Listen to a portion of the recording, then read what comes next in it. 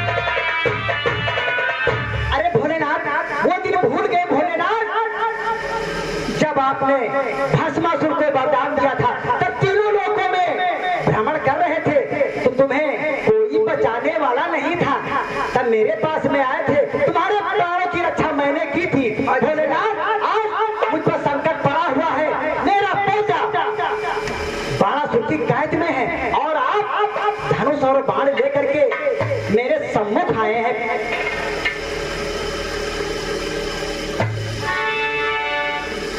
अच्छा, जिस समय हमारे ऊपर संकट पड़ा हुआ था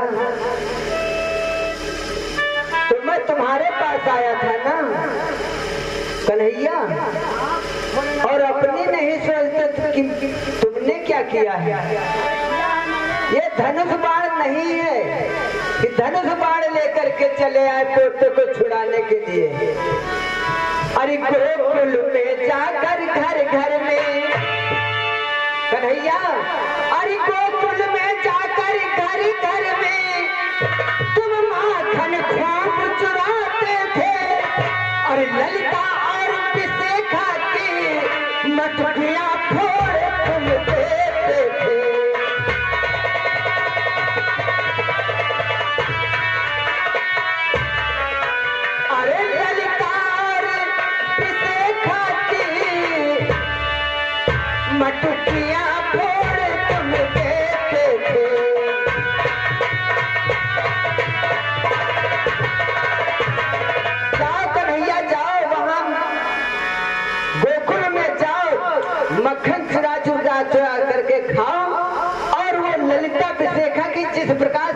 मटुकिया फोड़ते थे, जाओ वो मटुकिया फोड़। अरे भोलेनाथ, हेलो, आप हैं श्रीमान बड़े लाल जगनी खेड़ा निवासी भगवान कन्हैया को चीन पे खुश करके शानदार 10 रुपए का पुरस्कार कर रही वाली तरफ से धन्यवाद। अरे भोलेनाथ, मैं वहाँ मटकियाँ तोड़ रहा था, लेकिन आपको लज्जा रही थी। भोलेनाथ, आप किस चोर से कम है भोलेनाथ? आपने चोरी नहीं की भोलेनाथ। मैंने कौन सी चोरी की? चोरी नहीं की भोलेनाथ। कौन सी चोरी की? सुनो भोलेनाथ, भोलेनाथ, हाँ, जब मैं रहस कर रहा था वृंदावन में, तब आप जनाना भेष धारण करके चोरी थी मेरी रहस देखने आए थे भोलेनाथ। अच्छा, मैंने रहस लीला तुम्हारी देखने के लिए आया था। हाँ भोलेनाथ, चोरी से आए थे। किस चोर से कम है भोलेनाथ? आप किस चोर से कम है? अच्छा, तुम नहीं चोरी की, तुम नहीं चोरी की।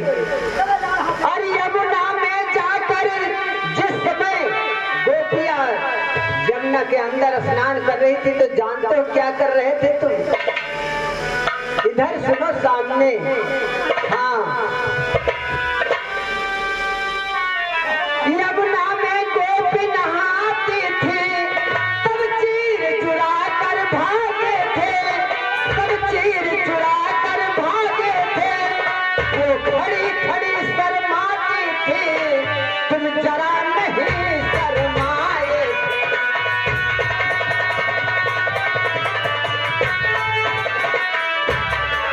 वो खड़ी खड़ी शर्माती थी, तुम जरा नहीं शर्माए थे।